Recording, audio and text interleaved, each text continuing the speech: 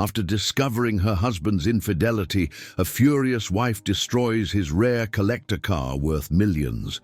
But when he finds out, this is what he does. William had always been a centered man. Since he was young, he maintained a calm demeanor, spoke softly, and expressed himself with measured gestures. He wasn't cold, but he needed order to function. Routine was his pillar, and emotional control was his rule. His balance wasn't a pose, it was part of who he was. At work, he was respected for his strong ethics and commitment to everything he took on. He earned the trust of colleagues and bosses for being steady, reliable, and responsible. When he met Brenda, he found his opposite. She was intense, driven by emotion, a lively presence who laughed loudly, cried easily, and loved with all her heart. From the start, she showed strong, constant jealousy, but William dealt with it patiently. In his controlled way of feeling, he let himself be carried away by her impulsive passion. Their courtship was quick and intense. Shortly after, they got married. In the early years, they lived in harmony. William was a devoted, romantic, and present husband. Brenda was attentive, supportive, and sincere. The arrival of their daughter, Sarah, strengthened their bond even more. William was a present father from the very beginning. Brenda, though tired, felt safe with him. For a time, they seemed perfect, but time, which had seemed an ally in the first years, began to change the rhythm of the home. Small changes in William's behavior appeared almost without warning. At first, they were subtle. One day he arrived late, claiming he had been stuck in a meeting. The following week he left early, saying he had to meet colleagues to discuss an urgent project. It wasn't once or twice. It became recurring. The excuses always came in the same calm tone, the same steady look. But something about the frequency of these situations began to bother Brenda in a way she couldn't ignore. "Where were you last night?" Brenda asked, her tone firmer than usual as he placed his briefcase on the table. "We had a meeting at the end of the day. It ran longer than expected," William answered without looking up, calmly removing his jacket. "You didn't answer my messages," she said, eyes fixed on his. "My phone was on silent. I forgot to take it off. Sorry." At that moment, William didn't notice the growing discomfort. To him, everything seemed under control. But Brenda felt the unease grow every day. The phone, which used to lie on the living room table or on the bedside, was now always in his pocket or on silent mode. When it rang, he would step away with the excuse that it was work stuff. "Who was on the phone just now?" she asked another night. "It was from the company. Problems with a spreadsheet. Nothing serious. And you had to leave the room to talk about it. It was too noisy here. I just wanted to concentrate on the call." The explanation was simple, even reasonable. But to Brenda, it started sounding like an excuse. She watched every word, every pause, every gesture. Her mind wouldn't stop. She began to notice details she had ignored before. When he typed something on his phone, she tried to peek over his shoulder. Sometimes she waited until he fell asleep to check if there were any suspicious messages. And even without finding anything, the unease only grew. "You've changed, William," she said one morning while he was tying his shoes. "How so?" "You've been distant, hiding your phone, coming home late, leaving without proper explanation." "Brenda, I'm working. You know how things are. Deadlines, pressure. You were never like this. Before, you told me everything." "There's nothing I'm hiding." She didn't reply. She just watched him with the heavy silence of growing doubts. Her moderate suspicion turned into obsession. Every new behavior was interpreted as a sign of betrayal. Every excuse, a well-crafted lie. She started noting down the times he left and returned. She spent hours rereading old messages, looking for contradictions. She scrutinized every unusual word, any behavior out of the ordinary. Even without proof, she was convinced something had changed, and not for the better. According to her, only someone very careful could hide a betrayal for so long without leaving traces, and William, with his meticulous discipline, was that someone. "Do you really think you can fool me like this?" she asked one night, voice heavy. "Fool you about what? What the hell are you talking about, Brenda? You know very well." "No, I don't. What are you accusing me of? Of thinking you can live two lives and that I won't notice? That's crazy. There's no one besides you and our daughter." But for Brenda, that was no longer enough. William's words, even when said with conviction, seemed to cover something up. And then the breaking point came. One ordinary afternoon, while tidying Sarah's room, William appeared at the door with his backpack on his shoulders. "I'm going to be a little late today. I have a meeting after work," he said, casually fiddling with his car keys. "Another one?" Brenda asked, trying to keep her tone light but unable to hide her discomfort. "Yes, it's important. Planning stuff for next semester." "Will it take long?" "Not sure, but don't wait for me for dinner, okay?" She just nodded, but inside the unease kept growing. As soon as he left, Brenda took a deep breath, finished tidying the room, and spent the rest of the afternoon on edge. The clock seemed to move slower. As the end of work approached, she grabbed her car keys, left discreetly, and drove to the street where William's company was located. She parked far away, in a spot where she could see the entrance without being noticed. Her heart was pounding, breath short. She watched cars leave one by one until about half an hour later, she saw William leave with the same backpack on his shoulders. He got into the car and left naturally. Brenda started the engine, waited a few seconds, and followed him at a distance. Every move he made seemed to confirm what she had silently been suspecting. Throughout the whole route, the doubt eating her away turned into certainty. He stopped in front of a hotel known for hosting events and meetings. He parked, got out of the car, and walked to the entrance where a woman was already waiting for him. Brenda, watching from afar, felt her stomach turn. The woman was young, beautiful, well-dressed. When William saw her, he smiled and hugged her naturally. At that moment, Brenda froze. She felt the ground disappear beneath her feet. The hug wasn't long, not intimate beyond a social gesture, but it was enough to make her lose control. She grabbed her phone and took photos, hands trembling. Her heart pounded in her throat, and for a few minutes she couldn't move. "Of course, you had to be dumb enough to make this so easy," she murmured to herself, biting her lips.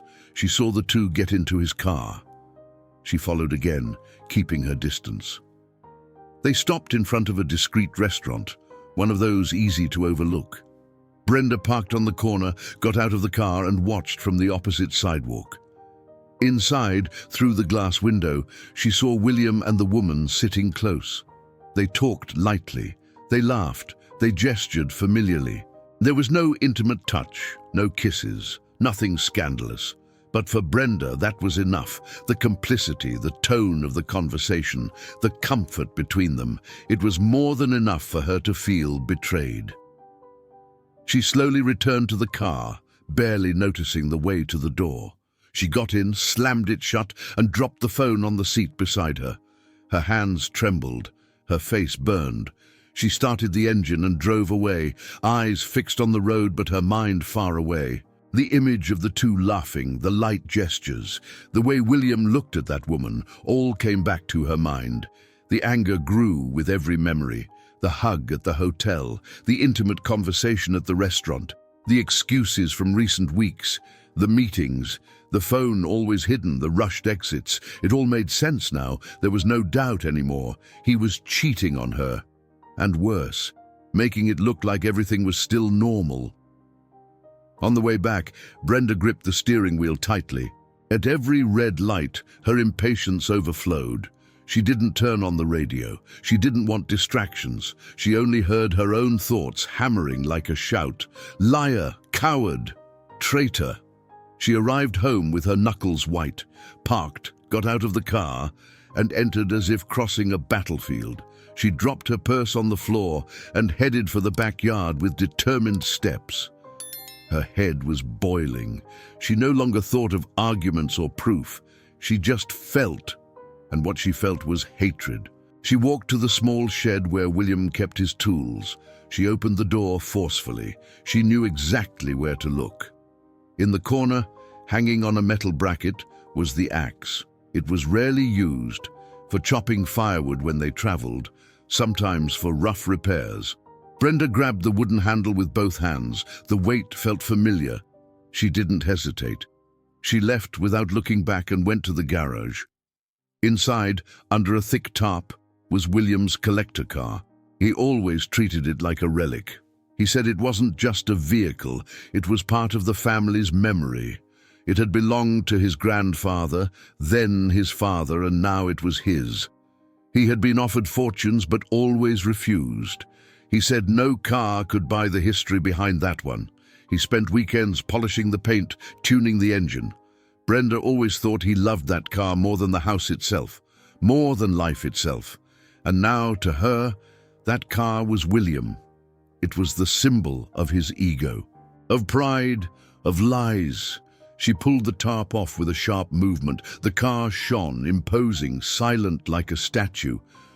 Brenda looked at it with disgust. She raised the axe. She struck the windshield first. The crack of the glass breaking echoed in the garage like a scream. The second blow was harder. On the hood, it dented the metal. She attacked the headlights, shattering them. She broke the mirrors, dented the doors, scratched the paint. Every impact was an answer to the pain she felt. She didn't think. She just hit. She just destroyed. The axe fell to the floor when her arms no longer obeyed. Brenda was sweaty, panting, hair stuck to her face. She stared at the destroyed car for long minutes. The dented hood, the shattered glass, the scratched paint, the disfigured front. The family heirloom was unrecognizable. She turned and left silently. She returned to the living room and sat down.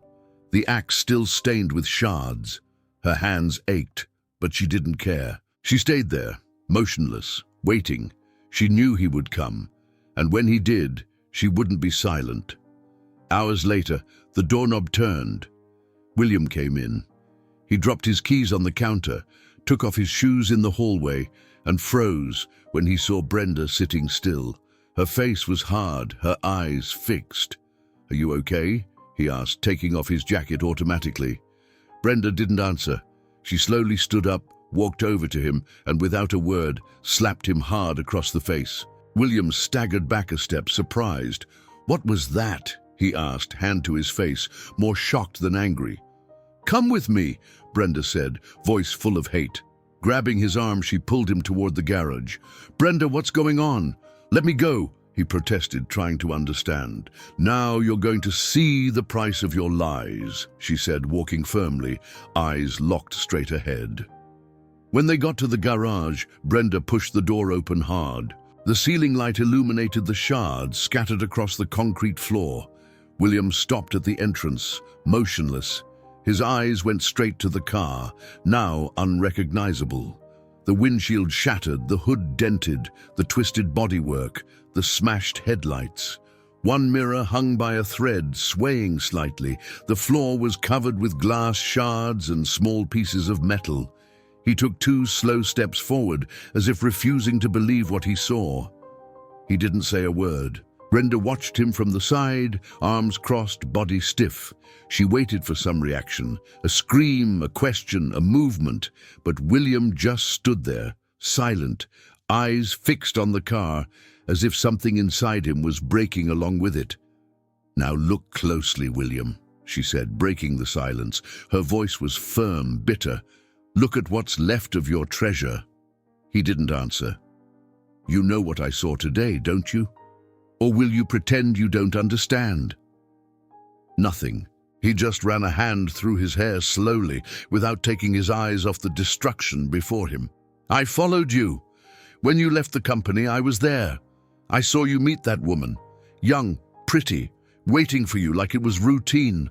I saw the hug. I saw you getting into the car together, and later at the restaurant sitting like you were at home, laughing, talking like two lovers, pure intimacy. Still, William said nothing. His face was tense, jaw clenched. He seemed not to blink. I took pictures, William. Made videos. There's no denying it. You thought you were smarter than me, that you could live a second life without me noticing? Silence. You destroyed everything. Every word, every promise, every gesture I believed in. And that's why, she pointed at the car with her chin, this is the price. This is what you made me do. William took another step. He stopped next to the twisted side, as if seeing childhood ghosts in the now destroyed curves of the vehicle. He took a deep breath. His chest rose and fell slowly. Then suddenly he turned. "You want to know who that woman was?" he said, voice low, hoarse but tense. Brenda crossed her arms tighter. "It's no use lying now." "She was Sharon," he said, not shouting but firmly. "My aunt, my mother's younger sister." Brenda let out a cynical laugh. "Your aunt? Seriously? That woman looked like she was 20. She's 32, a few years older than me. We grew up almost together, always close. Yes, she's young, yes, she's pretty, but she's family." "Too convenient," Brenda muttered, hard eyes. William then exploded. His voice came out loud, firm, full of a rage he had never shown before. "Convenient? Do you really want to know why I was with her? Want to understand why I kept leaving early? Why my phone was on silent? Why I hid all this from you? Now you're going to make up anything to justify cheating," she said sharply. "I was planning a surprise for you," he shouted, stepping forward. "For you and Sarah, a trip, a weekend in the snow, something we'd never done together. I wanted to see her face touching snow for the first time, even if she doesn't really get it yet. I wanted to see you happy, away from everything, like it was in the beginning. I wanted to make it happen, alone, in secret, to be special, to be perfect." Brenda blinked a few times, confused for a moment but still skeptical. "Sharon was helping me. She works at a travel agency. She knows the place. We were arranging details, dates, lodging, transport. And yes, there were many meetings, many calls, because I wanted it to be perfect. I wanted it to be a unique moment for Sarah. Every hidden message, every time I hung up the phone, was trying to keep that surprise alive." He pointed to the car with a trembling finger, his face full of rage. "And what do? You follow me like a paranoid, spy on me, see a hug and a laugh and decide it's cheating, and then destroy this. This here," he yelled, turning to show the wreckage. "You didn't just destroy a car, Brenda. This wasn't just a car. It was memories with my father, with my grandfather. The hours I spent with both of them working on this car, cleaning every detail, learning what it meant to care about something. You destroyed trust, respect, my will to keep going." She tried to explain, but he raised his hand in a cutting gesture. "No, shut up. You think you can just break everything and then pretend nothing happened? That it was just a moment of anger? You lost control. And this is no longer just about jealousy. It's about instability, about danger." "William, Brenda started, but her voice died in her throat. "I put up with you calling me a liar for a long time. Put up with your questions, your looks, your suspicions. I never cheated on you. Never. And yet, you always thought there was something you were hiding, always thought there was another woman. And now, with no proof, you destroy part of my history, destroy my grandfather's car, my father's. That was mine. My only possession I never considered selling." William's chest rose and fell quickly. His hands trembled. "You're not who I knew anymore. The woman I loved died with the first blow you struck on this car. What's left is someone I fear, someone my daughter can't depend on." She took a step back as if the words had been punches. "Are you kicking me out?" I don't want to live with you anymore. Don't want to sleep next to someone capable of this, who destroys without thinking, who acts on fantasies and then justifies it with anger. Today it was the car. Tomorrow it could be worse. I'm not going to wait to see. The silence that followed was cruel. Brenda stood still, as if her body no longer belonged to her. William's words still echoed, heavy, sharp, impossible to ignore. Each sentence cut deeper than any axe blow. You destroyed trust. The woman I loved no longer exists. I'm afraid of you. Those weren't just accusations. They were verdicts, definitive, irrevocable. She, who just seconds before overflowed with rage, now felt the ground vanish beneath her feet. Her chest ached as if hit. She wanted to respond, say something, an apology, an explanation, a plea. But nothing came out. Only silence, heavy, ashamed, undone. William said no more. He left the garage with determined steps, a rigid face, jaw clenched. Brenda watched him cross the house toward the office. Minutes later, she heard the door close, and then his muffled voice on the phone. The anger was gone, the shouting, the destruction, everything seemed distant now. She knew that call was the end, the beginning of what was to come, the break, the distance, the consequences, and there was nothing she could do to stop it. In the following days, William was quick, precise, practical. He avoided talking, avoided any closeness. He no longer slept in the same room. He rejected any attempt at reconciliation. On the third day, he announced he was consulting a lawyer. "Are you really going through with this?"